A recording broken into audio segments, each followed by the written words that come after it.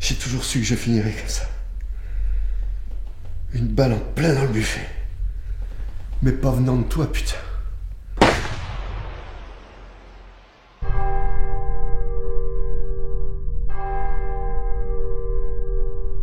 Édouard, ici s'achève ton chemin parmi nous. Mais ici même, nous reviendrons pour nous souvenir, pour continuer avec toi, dans le même sens, ces années où nous avons marché du même côté, et que tu m'as placé dans la maison du Seigneur. Je me rappelle de Sarah, si jeune et pleine d'avenir. Je te dois beaucoup, comme la plupart des gens présents aujourd'hui. Édouard, ici s'achève ton chemin parmi nous. Que Jésus-Christ, notre Sauveur, t'accueille dans son royaume, dans la joie et l'allégresse.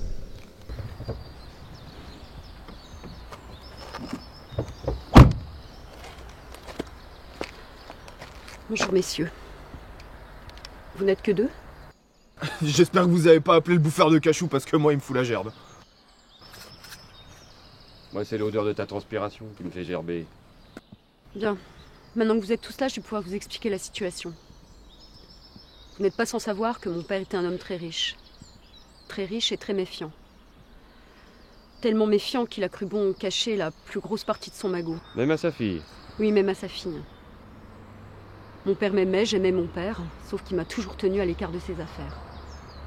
Bref. Ce qui m'importe, c'est que vous retrouviez cet argent. Évidemment, je vous réserve une part non négligeable. Combien ?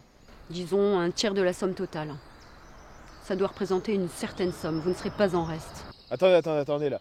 Lui et moi. Ah non, mais vous n'êtes pas obligé de faire équipe. Bah, j'espère bien, parce que entre l'autre là, bavard comme une huître, et l'autre bouffeur de réglisse là, je vous le dis tout de suite, ça c'est pas possible. Eh ben c'est ça, le Visigoth reste tout seul, ça en fera plus pour moi. Bref, ce qui m'importe c'est l'argent, pas la manière dont vous l'obtenez. Si vous la jouez solo, évidemment l'argent reviendra à celui qui l'aura trouvé. Vous avez d'autres informations à nous fournir ? Non, j'ai très peu d'informations. La seule chose que je peux vous dire, c'est que mon père parlait souvent d'un certain Delamay. C'est peut-être une piste.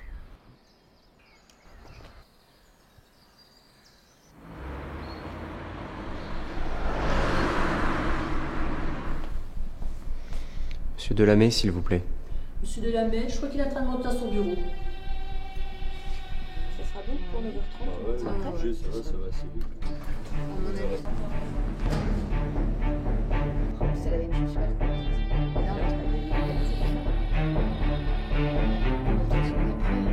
C'est bon? À plus. Bye. Salut.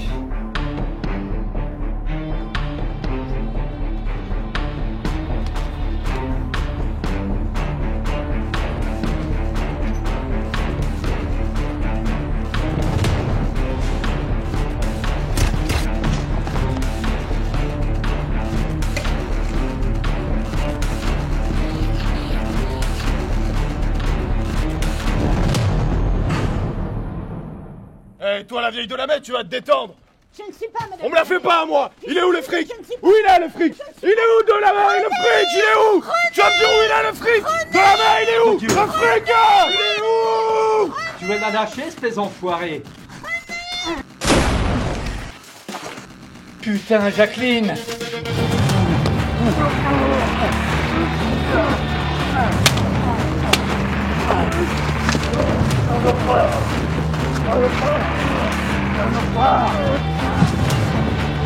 Il est où le fric? Il est où? Dis-moi où il est! Où il est? Dis-moi! Qui c'est ça, Delamay? Quoi? C'est pas toi! Putain!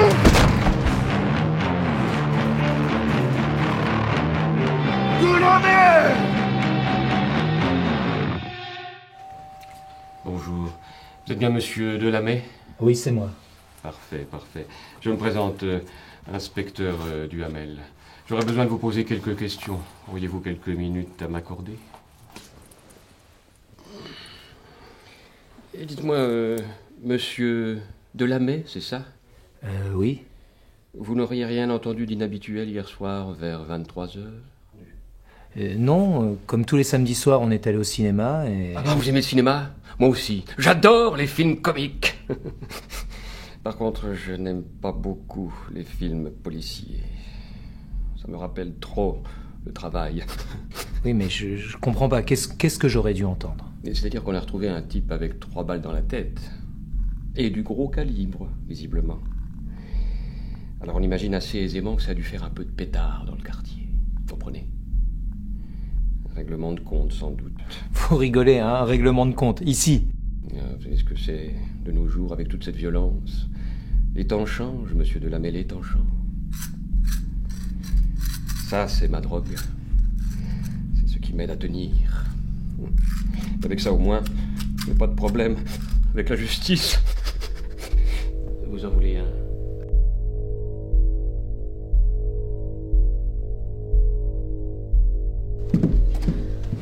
Je vous remercie, mon père. C'est moi qui vous remercie. Et puis, n'hésitez pas à passer à l'église si vous en avez besoin. Très bien. Au revoir. Au revoir.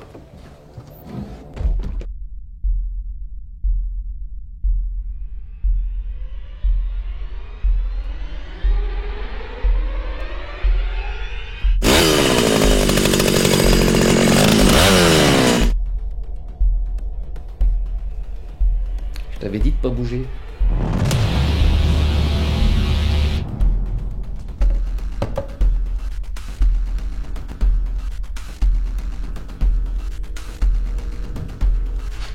Voilà papa.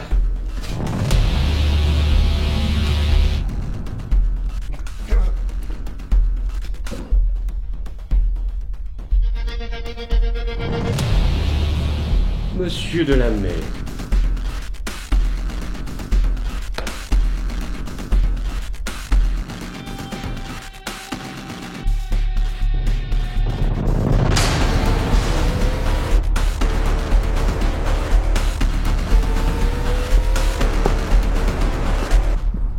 Que vous faites ici, monsieur? Delamay? Oui, ça me lasse, sinon je te bute sur place. Chérie? Chérie? Je sais qui tu es, je sais ce que tu as fait. Alors maintenant tu vas me dire où t'as planqué le magot, et on va tous pouvoir retourner à nos occupations comme des gens normaux et civilisés. Mais je la ferme, écris. Tu fais pas le con, putain! Je t'ai déjà tout dit!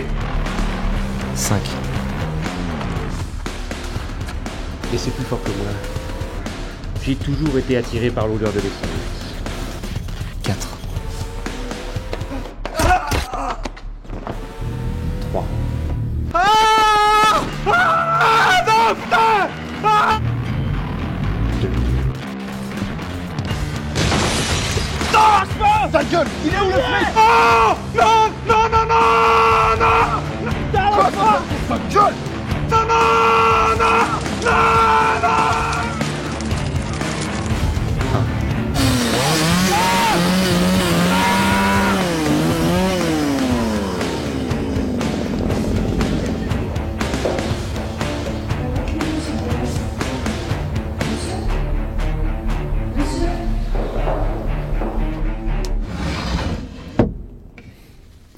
Bonjour ma fille. Bonjour, mon père. Dites-moi tout, Dieu ait miséricorde. Eh bien, c'est assez compliqué. Depuis la mort de mon père, je sens que j'ai péché. J'ai fait beaucoup de mal autour de moi, des gens qui comptaient beaucoup pour moi. Je m'en veux vraiment. Continuez, je vous prie. Je suis perdue, je cherche, mais je ne sais pas par où commencer. Et puis, je m'écarte du chemin de l'église. Je ne sais plus où j'en suis. Votre père venait souvent me voir, vous savez. C'était un homme très occupé, mais il ne manquait jamais à ses devoirs. Quand il avait l'esprit un peu trop tourmenté, je lui conseillais souvent d'aller faire une promenade au lac de la Mai. Pardon, mon père? Le lac de la Mai. C'est un endroit magnifique, calme et propice à l'apaisement. Votre père allait souvent y méditer et il trouvait les réponses à ses questions. Les esprits s'éclairent au bord de l'eau, vous savez.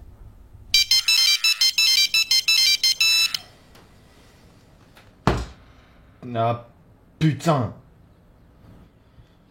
Vous pouvez pas le dire avant.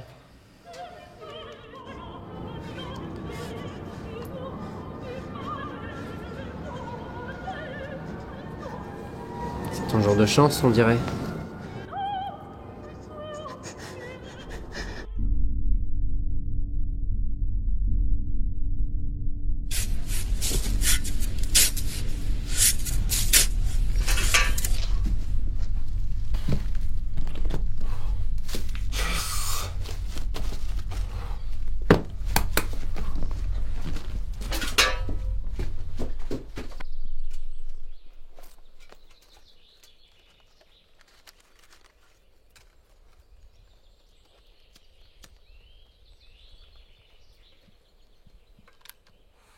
Ça sent le sapin, on dirait. Ça sent surtout le cachou. Messieurs, bonjour. J'espère que vous allez bien parce que moi, je suis en pleine forme.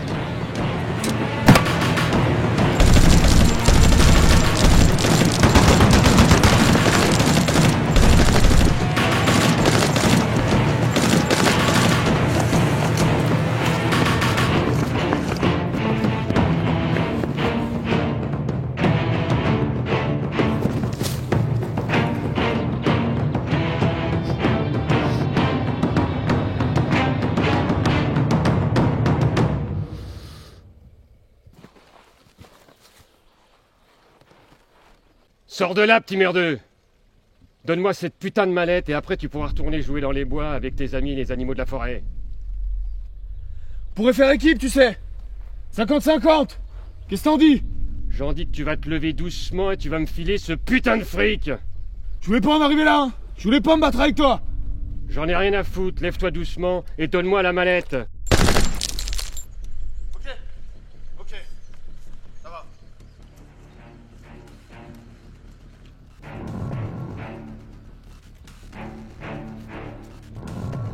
C'est bien petit. Donne-la moi maintenant.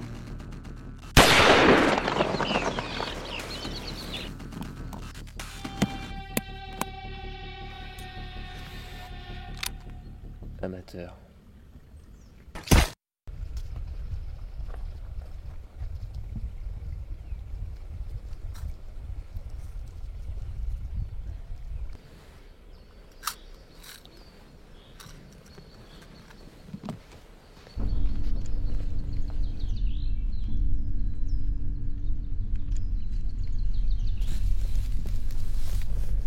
Je suis comme mon père, j'aime pas partager.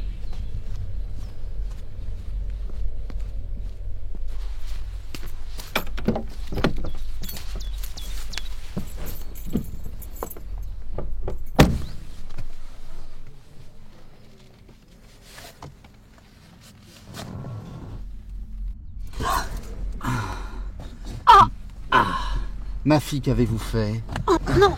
Mon père, non! Ce sont les remords de votre confession qui vous agitent ainsi? J'ai tout compris. Vous pensiez pouvoir tuer votre père et récupérer son magot, mais je ne le permettrai pas. Non. Ces affaires étaient aussi les miennes, mais c'était mon ami.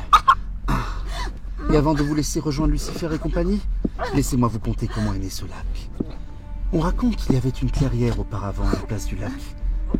Une clairière où tous les pèlerins se réunissaient avant la messe de l'Ermitage. Un jour, un violoniste est monté par ici. Il se mit à jouer un air si envoûtant que tous les villageois se mirent à danser et à ripailler autour de lui. L'ermite eut beau sonner la cloche, personne ne vint à la messe. Alors les cieux s'assombrirent, et dans un grognement d'apocalypse, un cratère ouvrit sa gueule et engloutit tous les villageois. Et aujourd'hui encore, nous pouvons entendre le miaulement de ces âmes perdues. À jamais.